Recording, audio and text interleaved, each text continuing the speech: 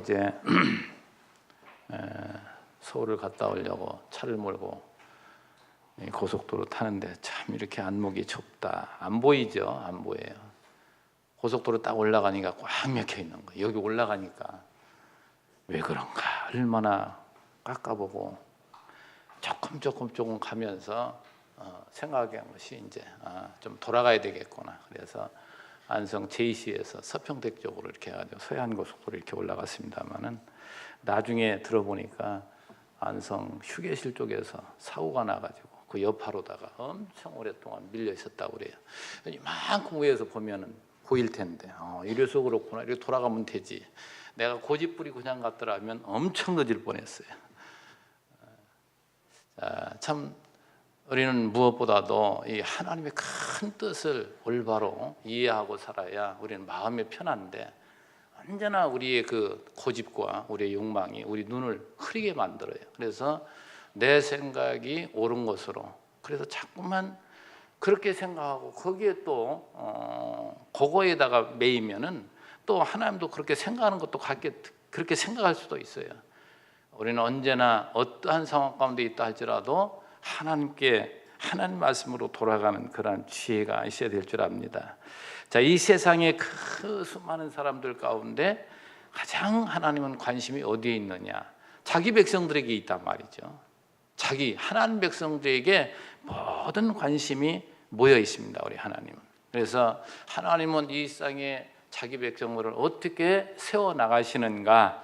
오늘 이 대산이국 교회가 어떻게 세워졌고 어떻게 하나님 이끌어 가셨는가를 보면 우리를 거울처럼 들여다볼 수가 있어요.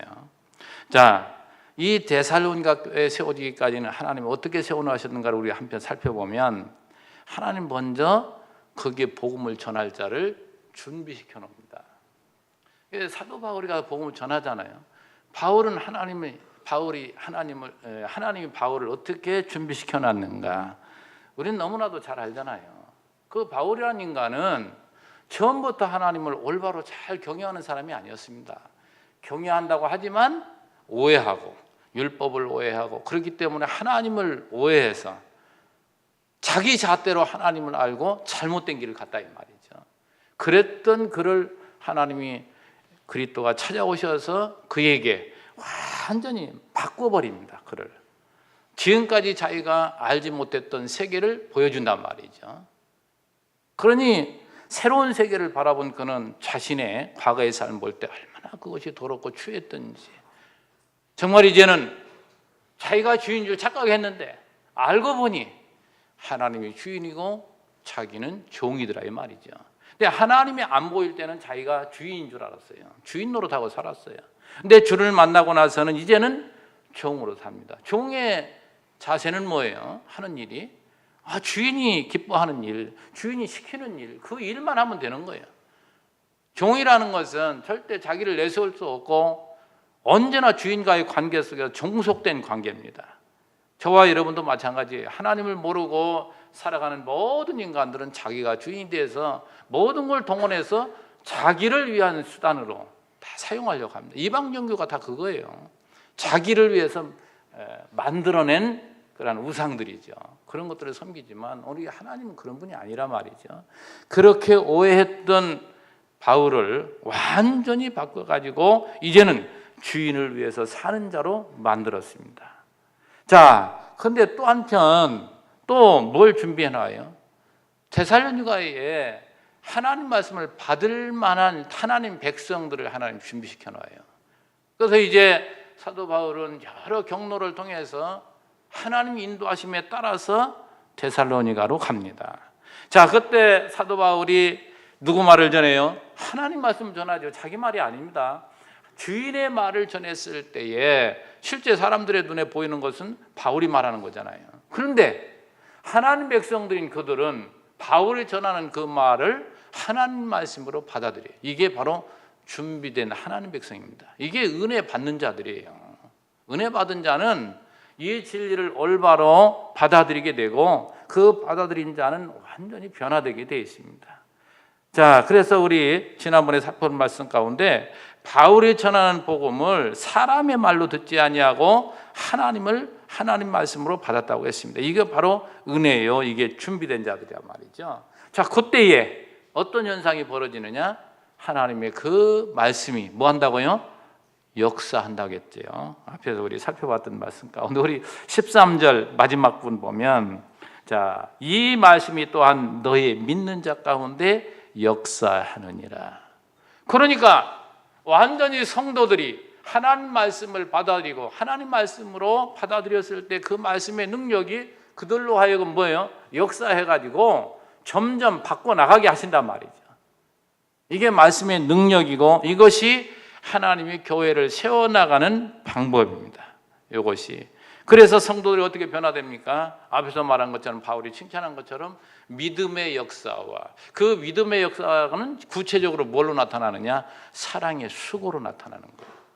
사랑의 수고, 힘들지, 어렵지요. 뭐가 있어야 돼요? 인내, 소망이 있어야 인내를 해요. 이게 전부 이게 결합된 거예요. 그러니까 그 삶은 언제나 자기보다 약한 그러한 성도들을 위로하고 돕고 그들을 세워나가고자 하는 그러한 섬김의 모습, 이게 바로 성령의 열매라, 아름다운 사랑의 수고의 모습이란 말이죠. 이렇게 하나님께서 세워나갈 때에 사도 바울은 그들을 칭찬하면서 격려하고 있습니다. 뭘 격려하는 거예요? 너들 힘들지?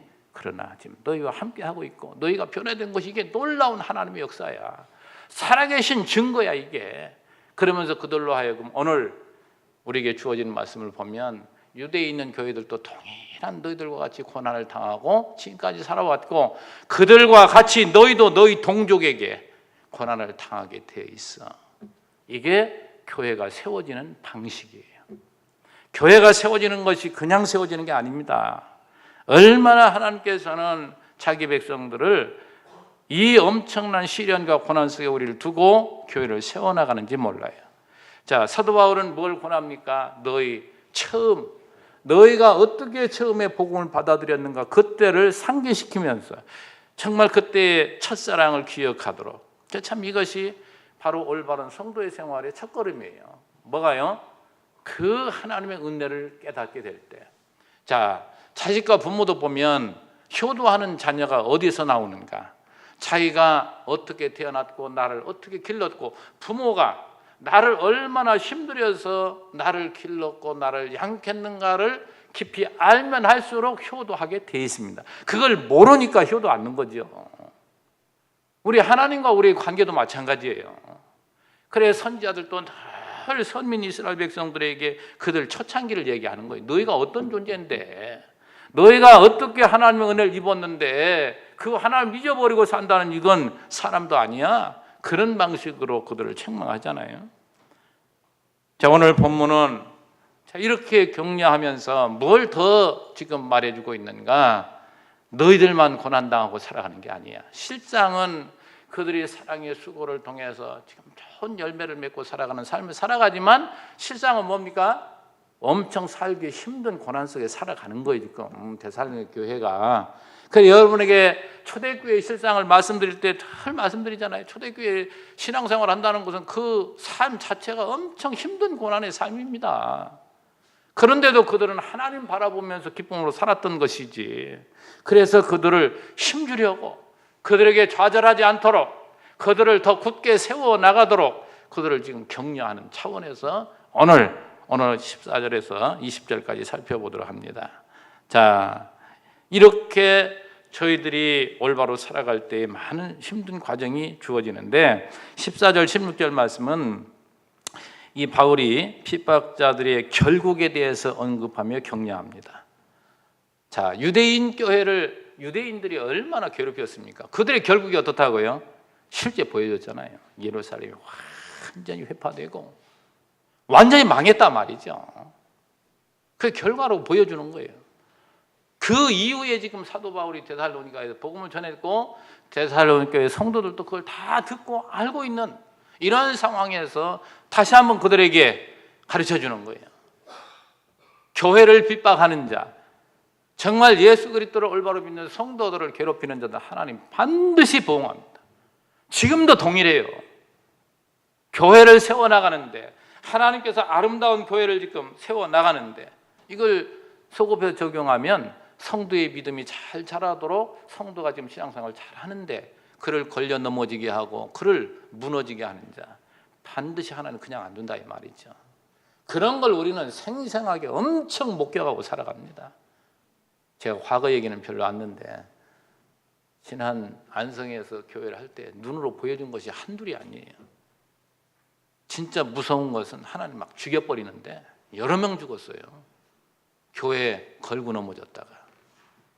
우리 성도들이 다 그 증인이잖아요. 다. 하나님 여전히 지금도 이렇게 하나님의 나라 이 성도들을 괴롭히는 자들을 절대로 그냥 두지 않습니다. 자, 이방인 교회인 데살로니가 교회가 어떤 길을 가고 있는가? 우리 14절 한번 봅시다. 14절. 형제들아 너희가 그리스도 예수 안에서 유대에 있는 하나님의 교회들을 본받은 자 되었으니, 그러면 설명을 해요. 그들이 유대인들에게 고난을 받은 것과 같이, 그러니까 유대 교회가 유대인들에게 고난을 받은 것과 같이 너 이제 데살로니가에 있는 이방 땅에 있는 교회잖아요. 너희도 너의 동족에게서 동일한 고난을 받았느니라. 동일한 고난. 그래서 참 이 교회가 세워질 때 우리는 보통 생각할 때 하나님 말씀을 전하고 하나님 역사하면 그냥 모든 사람들이 받아들이고 다 박수치고 다 호응하고 이러기를 원하잖아요. 그런 일이 없어요. 그런 일이. 세상에 그렇게 세워지는 법은 없다 이 말이죠. 그것이 뭐예요? 역사상으로 그대로 보여준다니까. 이스라엘 역사를 통해서 이 성경 역사는 오늘 우리에게 하나님을 가르쳐주는 거울이라니까요. 고린도 10장에 거울이라고 해요. 거울. 이걸 통해서 우리에게 비춰주는 거예요. 자, 유대 땅에 있는 그 교회들이 얼마나 그들이 고난을 당했습니까? 얼마나 많이 고난을 당했어요. 그걸 구체적으로 그 뒤에 말씀하는데, 사도 바울이 디모데후서 하면 제가 자주 강조합니다만은 그게 유언과도 같은 말씀이거든요. 디모데후서 1장 8절에 너는 내가 우리 주를 증언함과 또는 주를 위하여 갇힌 자 된 나를, 그러니까 주인의 말을 전하기 위해서 이 복음을 전하다가 지금 감옥에 갇혔잖아요, 바울이. 그런 나를 부끄러워하지 마라.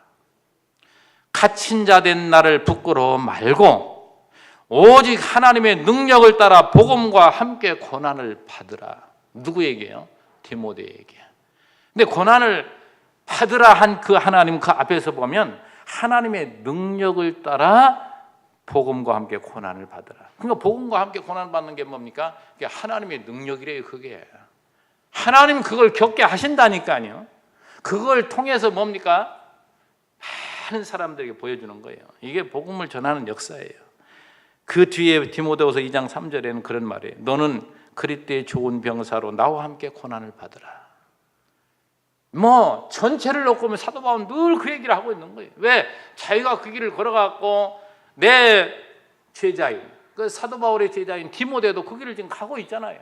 그러니까 그를 격려하면서 너만 고난당하는 게 아니야. 나를 봐. 내가 그 길을 갔고 이것이 바로 하나님의 나라가 세워지는 것이고, 하나님의 나라를 세우는데 선진들을 세웠는데, 앞서가는 자를 세웠는데 내가 그 길을 가는 자요, 너도 그 길을 가는 자잖아. 이 고난 가운데 세워지는 것을 말하면서 그 디모데후서 2장 4절에 이어서 그런 말이에요. 병사로 복무하는 자는 자기 생활에 얽매이는 자가 하나도 없나니 이는 병사로 모집하는 자를 기쁘게 하려 함이라. 병사를 모집하는 자가 누구예요? 국가잖아요. 국가를 위해서 병사들은 뭡니까? 자기 죽음으로. 전쟁이 일어날지 안 일어날지는 모르지만 이 젊은 군인들 가서 과거에는 그냥 맨날 군대 하면 3년이었는데 지금은 정확하게도 모르겠네. 2년 더 줄이자고 난리인데, 자, 3년, 2년 동안 국가에서 그 많은 예산을 들여가지고 돈을 들여가면서 먹이고 훈련시키고, 왜 그러냐 말이죠. 국가를 위해서 내 목숨을 내놓으라는 거예요. 국가를 위해서. 우리 하나님께서 우리를 왜 부르셨어요? 주인이 왜 우리를 종으로 삼으셨느냐 말이죠.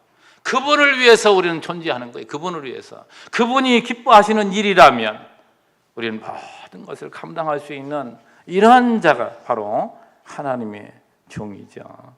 그 이어서 보면 경기하는 자, 농부를 지금 예를 듭니다. 경기하는 자, 농부. 그들에게 있어서 필요한 건 뭐예요? 얼마나 참고 인내하고 그 많은 시련.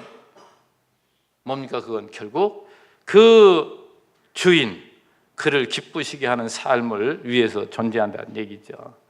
자, 이어서 구체적으로 동족 유대인에게 유대인 교회가 당한 고난의 그 실상을 15절에서 말씀해 주고 있어요.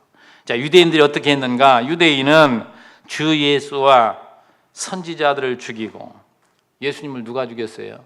유대인들이 죽였단 말이에요. 겉으로 보일 때는 빌라도와 그 병사들이 죽인 것 같지만 그 죽이게 한 것이 누구예요? 빌라도가 손을 씻으면서 나는 죄가 없다. 처음에는 막 죽이지 말자고 했잖아요. 근데 결국 유대인들이 막 압력을 넣어가지고 예수님을 죽였잖아요. 유대인들이 예수님을 죽이고 또 누구를 죽여요? 과거에 그 선지자들을 얼마나 많이 죽였습니까? 얼마나 많이. 그래서 여기서 말하는 것은 주 예수와 그 다음에 선지자들을 죽이고 우리를 쫓아내고, 사도 바울을 얼마나 유대인들이 쫓아다니면서 죽이려고 했습니까? 그래서 여기 쫓김당하고 저기 쫓김당하고 계속해서 유리하는 자로 복음을 전하는 그 모습을 우리가 확인할 수가 있는 것이죠. 여러분 참 생각해보면 이 유대인들이 왜 이렇게 못되게 굴었습니까?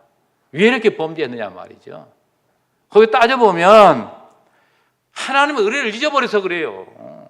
자신들이 어떤 존재인데 그걸 다 잊어버렸기 때문에 이 엄청난 범죄를 저질러요. 그래서 하나님을 떠나버리면 언제나 자기 욕망을 채우기 위해서 우상을 쫓는, 이게 바로 모든 사람이 가는 길입니다. 이게 결국은 우상을 섬긴다는 탐욕의 노예가 됐다는 얘기예요. 우리는 하나님의 종이 되어야 되는데 이 세상의 욕망이 종이 되어가지고, 그러니까 그들의 허물과 그들의 죄를 지적하는 그들을 좋아할 리가 없죠. 그러니까 그들을 죽인단 말이죠. 그리고 또 한 가지는 하나님 말씀 그 율법을 그들은 오해했기 때문에 그래요. 근데 제가 늘 가슴 아픈 것이 오늘 현재 우리 살아가는 이 시대의 성도들이 하나님 말씀을 얼마나 왜 오해했는가 구체적으로 보면 가르치는 자들 그렇게 가르쳐서 그래요. 근데 가르치는 사람들에게 보면 그 사람들도 몰라서 그런 것이지 알고 그런 건 아닙니다. 몰라서 그래요. 참 이게 안타까운 거예요. 율법이라는 게 도대체 뭘 얘기하는데 지금도 그걸 우리의 생활 규범으로 이렇게 가르친다 이 말이죠. 그 율법은 모든 게 뭐예요? 예수 믿으라는 거라니까. 결국 한마디로 말하면 예수께 인도하는 몽학선생이라니까요, 율법은. 그래서 예수님 당시에 그 제자들도 율법을 오해해가지고 율법의 항목 그거 하나 지키면 자기를 의로운 자로 착각하고 그렇지 못한 자들을 정죄하고, 이게 그 당시에 하나님 말씀 오해한 자들의 모습이란 말이죠. 또 한 가지 중요한 것은 선민의식입니다. 하나님의 선택된 백성이라면 무조건 자신들이 잘못을 해도 이 못된 생각 말이죠. 그래서 오늘 보세요.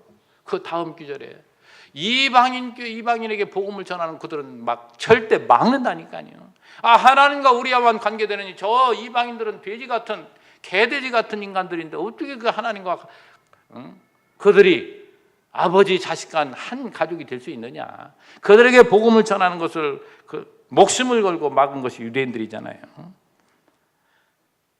자, 그래서 정말 이렇게 예수님은 말할 것 없지만 선지자들과 이 제자들, 이 사도 바울과 같은 이러한 사람들이 하나님 말씀을 올바로 전하니까 그걸 오해하고 그걸 싫어하는 그들이 얼마나 핍박하고 그들을 죽이기까지 합니까? 바로 이것이 하나님의 나라가 세워지는 방식이에요. 여러분 또다시 말씀드리지만 하나님의 나라는 그냥 세워지는 게 아니에요. 그래서 어제 동료 목사님하고 이야기하다가 이런저런 이야기를 하면서 그런 얘기를 제가 한 것이 생각이 나는데, 참 이런 데 와서 보면 참 목회들도 잘하나 봐요. 얼굴도 훤하고 하나 걱정 없는 사람들 같고. 그랬더니 그분도 이야기를 하더라고요. 그분이 지금 저기 400석 규모를 지금 짓고 있거든요, 건물을. 근데 참 겉에서만 보면은 참 몰라서 그렇지 그런 하나하나의 일을 해 나감에 있어서 얼마나 힘든 일이 많이 있겠어요.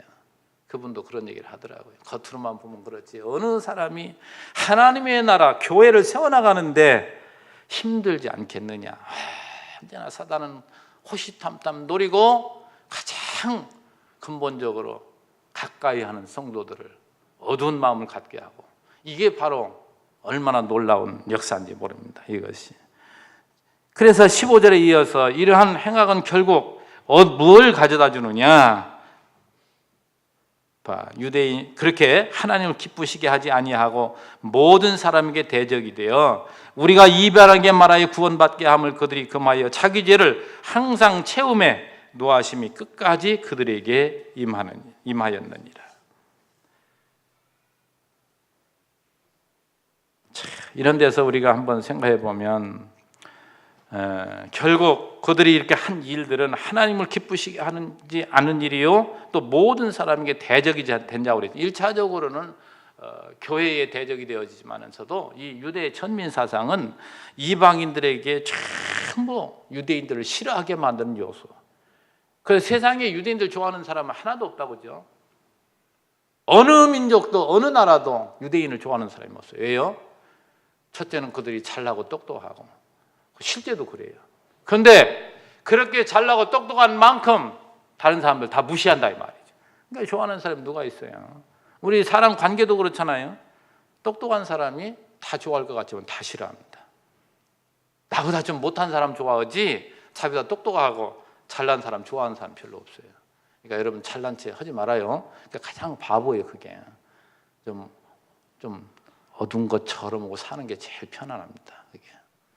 자, 결국 여기 지금 이렇게 이 백성들 이렇게 참 괴롭힌 그들이 어떻게 당하는가 우리 그 16절에서 지금 보여주고 있는데, 자, 이 유대인들이 이방인들에 대한 그 편견을 분명히 보여주고 있잖아요. 거기에서 나오는 것이 뭐예요? 이방인에게 전한 그 복음을 전하는 그 자들을 못 전하도록 방해했다 이 말이죠.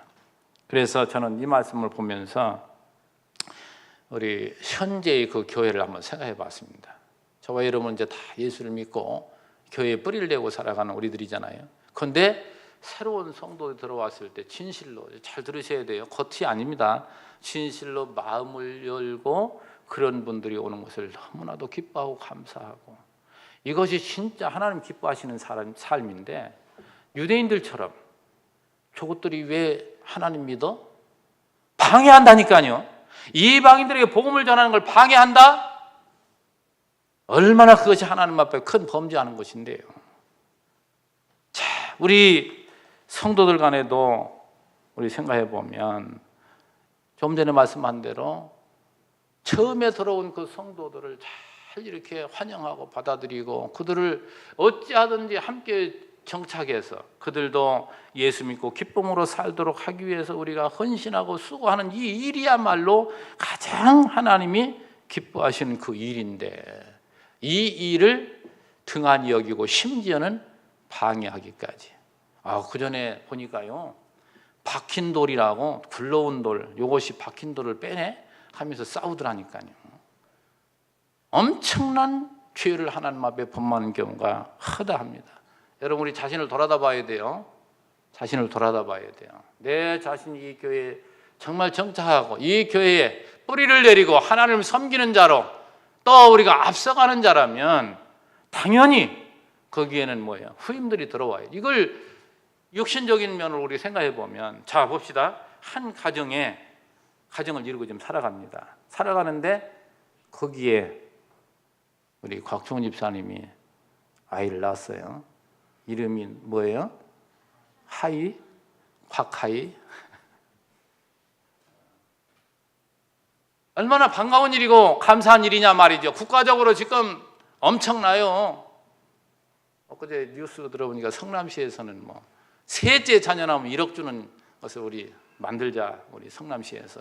근데 갑론을박이 있고 아직 결정은 안 났습니다만 지금 엄청나게 지금 모든 관심은 거기에 지금 집중되고 있잖아요. 그래서 그 전책적으로 보니까 지금 자녀를 많이 생산하지 못하기 때문에 앞으로의 정책을 어떻게 변해가 되느냐. 지금까지 수년 동안 자식 많이 낳도록 장려했는데 이게 안 되니까 어쩔 수 없다. 우리도 이제 한민족이 아니라 다민족 국가로 만들어야 되겠다. 앞으로 그렇게 해야 되겠다. 그 이방인들을 자꾸 우리나라 들어오게 하고 그들로 하여금 자녀를 많이 낳게끔 이렇게 하는 정책을 쓰지 않으면 지금 기존 세대가 늙으면 그다음 끝난다. 나라가 이대로 가면은 정책을 지금 전환해야 된다. 그런 목소리가 나오는 걸 들었습니다. 그만큼 지금 40만 명 이하로 1년에 아이를 낳는 수가 그 정도로 떨어졌다고 그러니까 여러분 어린 자녀를 낳는 사람 박수치고 참 도와주고 해야 돼요. 자, 육신적으로 생각해 볼 때 한 가정에 자녀가 지금 자녀가 꼭 필요한데 자녀가 없으면 얼마나 근심이 되냐 말이죠. 그러냐 자녀가 태어났을 때 온 식구들의 관심이 어디 있겠어요? 즐겁고 감사하고 기쁘고. 영적인 면을 보세요. 새로운 성도가 들어오면 얼마나 감사할 일이고 얼마나 기쁜 일이냐 말이죠. 여러분 그렇게 생각 안 하십니까? 바울은 데살로니가 성도들하고 함께 늘 살아가는 분이 아니에요. 그런데 얼마나 그들을 기뻐하고 감사하고 그들을 생각하는지. 정말 우리 믿음으로 자란 성도라면, 우리가 앞서가는 성도라면 정말 복음을 전하고 또 새로운 성도 들어오는데 그걸 방해한다? 하나님이 얼마나 진노하시겠는가. 여러분 이런 다른 데서 찾아서 말씀을 안 전하고 이렇게 지금 데살로니가 교회를 통해서 그 편지를 통해서 바울이 하나하나 그들이 지적하고 이끌어가는 그 말씀 속에서 우리를 지금 돌아다 보는 거잖아요. 그 16절 하반절에 자기 죄를 채우는 것이요. 자기 죄를 항상 채우매 그 다음에 두 번째로 하나님의 진노를 사는 일이다 이 말이죠. 하나님의 심판을 사는 일. 그래서 이 말씀대로 그대로 이스라엘 백성들이 얼마나 많은 순환을 당했냐. 완전히 나라가 망해서 2000년 동안 나라 없이 흩어져 살아가는 비운의 민족으로 그들은 살아가고 있었잖아요. 자, 하나님의 나라에 세워지는데 이렇게 방해하는 자들 반드시 멸망시킨다는 걸 성경은 다 말하고 있는데 우리 새벽 예배시 이제 오바댜서 지나서 이제 내일부터는 이제 요나서 그 다음에 미가서 이렇게 살펴볼 건데 오바댜서는 한 장을 구약성에 한 장으로 돼 있어요. 근데 그 오바댜 선지자는 뭔 얘기하느냐? 에돔 족속의 멸망을 선포하고 유다의 회복을 말합니다. 자, 야곱의 형이 누구지요? 에서예요. 에서의 그 족속이 누구예요? 에돔족이라니까. 에돔 나라. 그 에돔은 어땠습니까? 유다 나라가 잘못되면 좋아가지고 하하거리고 그리고 그 나라가 잘되면 배가 아프고 이랬단 말이죠. 형제지간인데. 그런데 이스라엘 나라의 가장 그 야곱의 후손들에게 가장 적대시했던 그 에돔 족속 반드시 어떤다고요? 망하게 하시잖아요. 지구상에서 에돔이라는 나라가 멸망당했고 그들 민족은 순수한 그 후손이 없어졌어요. 이게 하나님의 엄청 엄중한 심판이었죠. 아니 성경은 전부 그걸 우리에게 보여주고 있다니까요. 자, 이어서 17절, 20절, 17절에서 20절까지 봅시다. 바울이 성도들의 얼굴 보기 원하는 열정으로 격려합니다. 자, 떠나 있는 데살로니가 교회 성도들에 대한 바울의 그 정말 절절한 마음을 보세요. 너의 얼굴 보기를 열정으로 더욱 힘썼노라. 뭘 그렇게 보고 싶었을까요? 사도 바울이 지금 다른데 많은 교회들을 세우고 그런데 데살로니가 교회에 편지를 보내서 그렇지 다른 교회는 그렇게 안 보고 싶었겠습니까? 모든 성도들이 이렇게 이마만큼 가깝고 보고 싶고 함께 하고자 하는 것이 바로 선진 앞서가는 사람의 모습이라 이 말이죠. 우리 성도님들 정말로 이 성도의 교제라는 거 그렇게 중요합니다. 정말로 하나님 앞에 영적인 제사가 우리 로마서 12장 살펴보지만 여기서 이 예배 드리는 이것만이 산제사가 아니에요. 실제 우리의 삶 가운데 뭐예요? 이 마음, 형제들을 보고 싶으면 나누고 싶고 이게 진짜 올바른 교제예요. 이것이 하나님 앞에 평생을 기쁘게 하나님을 기쁘시게 나의 주인 되신 우리 아버지를 기쁘시게 하는 삶이란 말이죠. 이게 근데 안 보면 보고 싶고 이래야 되는데 보고서도 보기 싫으면 되겠어요? 성도들끼리 안 보면 보고 싶고 보면 더 같이 있고 싶고 이래야지. 바라고 오나학기는 주일날 뭐 하는 거예요? 주일날 급한 일 혹 있으면 몰라요. 그러나 항상 전제하는 것이 뭡니까? 계획이. 여러분 1년 계획표를 세워놔요. 언제나 하나님 앞에 드려지는 예배는 내가 제일 중요히 여기리라. 이 마음 작정을 하고 내 주인이신 주님을 향해서 하나님을 기쁘시게 하는 삶으로 내 마음이 향해 있어야지. 그리고 여러분 이제 각 기관이 있잖아요. 기관 왜 세워진 겁니까? 서로 가까운 그래도 연대 여러 가지 이런 것들이 가까이 공유할 수 있는 이런 분들이기 때문에 그렇게 모아놓은 거 아니에요. 그렇게 하면 서로가 일주일 떠나 있으면 아니면 뭐 한두 주 또 안 나왔으면 얼마나 궁금해요. 그러면 또 전화를 하고. 근데 어떤 분들도 전화한다고 싫어한다며 또 간섭하는 게 아니에요. 사랑에 관심이지. 이렇게 전화를 하면 어떠한 일이 있으면 힘든 일이 있으면 힘든 일이 있다고 얘기하고 함께 그것을 생각하고 하나님 앞에 구하는 그게 기도잖아요. 이게 필요한 형제들의 아름다운 하나님의 공동체의 모습이지. 잘난 체 하시지 말고 항상 하나님 때문에 나는 산다는 걸 잊어버린다면 하나님 한번 치면은요 소용없어요. 아무리 세상에 잘 나가도 한번 치면 끝나버려요. 재산 많다가도 거지 금방 만들어요. 하나님은 교만할 거 하나도 없어요. 건강도 소용없어요. 여러분 하나님은 안 믿는 사람들은 간섭 잘 안 해도 하나님의 백성들 하나님 사랑하는 자들은 얼마나 간섭하는지 모릅니다. 정신 바짝 차려야 돼요. 정말 우리는 언제나 하나님이 사랑하는 자 나도 사랑하고 이 성도 사랑하고 예수를 믿고 믿음으로 살려고 하는 사람들 하나님이 다 사랑하는 자예요. 그 자들을 우리 형제로 맺어줬는데 얼마나 고맙습니까? 함께 하는 자인데 보고 싶어야 돼 당연히. 그럼 주일날 보면 그냥 보고 싶어 죽겠어가지고 그냥 끌어안고 좀 해봐요. 나는 성격이 그래 못해서 그러니까 좀 팔짝팔짝 좀 뛰고 말이죠. 가까이 좀 지내요. 어떤 그 목사님이 꼭 생각이 나는데 어떤 목사님은 큰 교회들은 대부분 그렇게 한다고 합니다. 교회 예배 끝나면 다 집으로 가라고 서로 교제하지 말고. 근데 그런 교회들은 또 잘 된대요. 또 왜 그냥 모여서 항상 목회자 뒷얘기들 많이 하거든요. 웃는 분들 또 그런가 왜? 그건 못하게 하려고. 아니에요. 할 얘기 있으면 하세요. 하되 우리 성도들이 생각해보면 얼마나 부족한 점도 있고 채워줄 얘기하기 전에 그분을 위해서 기도하고 채워줄 그런 사람이 돼야죠. 함께 협력해 나가야죠. 세상에 완전한 자가 어디 있습니까? 여러 얘기하고 싶지만 정말 여러분 애정을 가지고 우리 성도들이 얼마나 귀중한 존재인가. 정말 사도 바울은 너의 얼굴 보기를 열정으로 더욱 힘썼노라. 그런데 어땠어요? 18절에 그러므로 나 바울은 한두 번 너에게 가고자 하였으나 사탄이 우리를 막았도다. 하나님 그냥 사탄이 가만히 안 있죠. 늘 방해해요. 근데 이걸 여러 학자들이 주석을 한 걸 보니까 바울이 병이 많았잖아요. 병 때문에 못 갔을 것이다. 뭐 여러 가지 있지만 유대인들이 또 방해도 있었을 것이고 여러 가지 있었겠지만 저는 사탄 위에 누가 있어요? 하나님이. 도리어 사단이 막았지만 사도 바울은 여기서 놀았나요? 다른 데가 복음을 전하고 또 이 지옥 같은 편지를 쓰게 되고 합력하여 선을 지신 그 하나님은 지금 뭐예요? 더 큰 일을 바울을 향해 지금 하고 있는 것 중이지만 바울은 뭡니까? 지금 데살로니가 성도들에게 알아달라는 거예요. 내가 가고 싶었지만 내가 게을러서 안 간 것도 아니고 너희들 보기 싫어서 안 간 것도 아니고 이렇게 가서 너희들 얼굴 보고 싶었는데 그거 떼어놨네.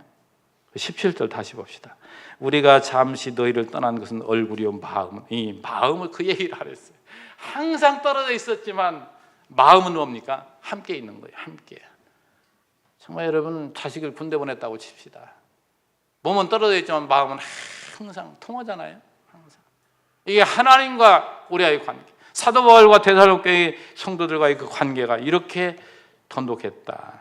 정말 그걸 지금 데살로니가 성도들에게 지금 이야기하고 있는 거예요. 너희들 떨지 마, 두려워하지 마. 너희들의 힘든 일이 있다 할지라도 내가 있고 하나님 계시고 너 형제들, 이웃 교회들이 있잖아, 형제들이. 자, 그러나 이것이 정말 이렇게 사단이 방해한 것 같지만 결국은 하나님이 뜻이 계셔서 그가 더 세워나가는 놀라운 역사의 우리는 알게 됩니다. 자, 마지막 부분 보면은 바울과 데살로니가의 그 끈끈한 관계를 보세요. 바울에게 있어서 데살로니가 교회는 무엇이었다고요? 19절 봅시다. 우리의 소망이나 기쁨이나 자랑이 면류관이 무엇이냐? 그가 강림하실 때 우리 주 앞에, 우리 주 예수 앞에 너희가 아니냐. 자, 이걸 한마디로 말하면 바울의 소망은 바로 데살로니가 성도들이요, 바울의 기쁨도 자랑의 면류관도 너희들이 아니냐. 내가 정말 너희들이 나의 소망이요 기쁨이요 내 자랑거리다, 이렇게 말씀하고 있습니다. 그런데 그 토다는 그가 강림하실 때, 그가 강림하실 때, 이 강림의 원어를 보면 파루시아. 이 파루시아는 보면은 엄청난 큰 권세 있는 왕의 행차를 말하거든요. 그러니까 예수님의 재림은 보통 힘없는 자, 초림 예수가 아닙니다. 정복자, 세상의 모든 사람들이 두렵고 떨림으로 맞이할 그분, 만왕의 왕으로 오시는 주님을 지금 말하고 있죠. 그분 앞에 정말 너희가 누구라고요? 내 소망이요, 내 뭐예요 또? 기쁨이요, 면류관이라 이 말이죠. 그러면서 20절 결론, 너희는 우리의 영광이요 기쁨이니라. 정말 여러분 이런 관계라면 이게 천국이죠. 이게 얼마나 아름다운 모습입니까? 이것이. 우리 성도 여러분, 정말로 사랑하는 자녀를 낳아서 낳는 그 고통도 크지만 그걸 낳고 기를 때 얼마나 힘듭니까? 그 부모는 그 자식을 위해서 모든 걸 쏟아붓습니다. 얼마나 그것이 힘든 과정입니까?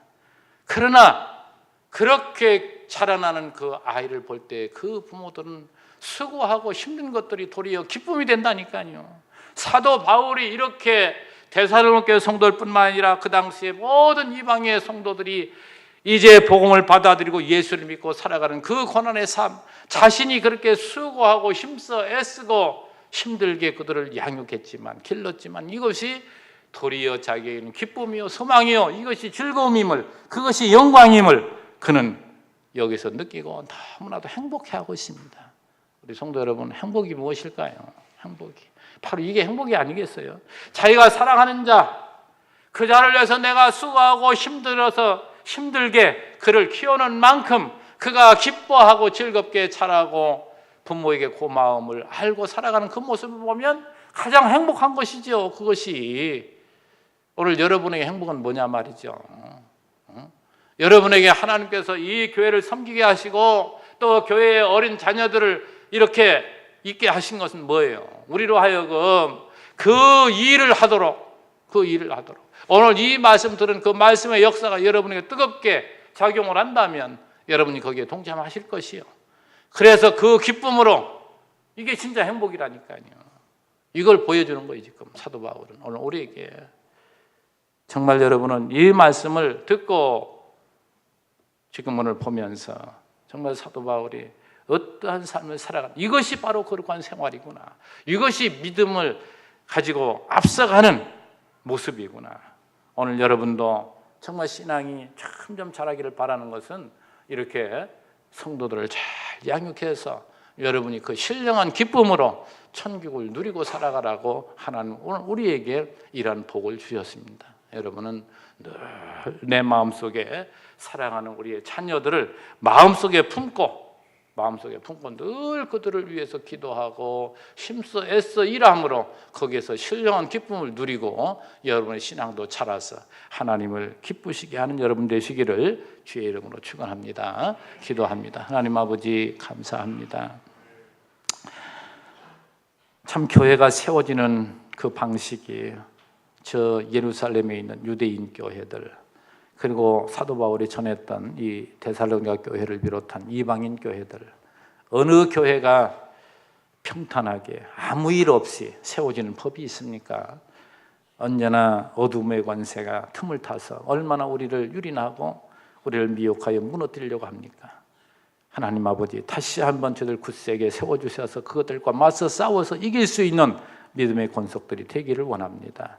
주의 살아있는 말씀이 우리 성도들 그 귀에 들려서 그것이 머리를 통해서 마음속으로 들어가게 하셔서 마음의 감동과 기쁨이 있게 하시고 더욱더 힘써 하나님의 나라를 세워나가는 귀한 일꾼들로 세워주시기를 원하옵고 예수님의 이름으로 기도하옵나이다. 아멘.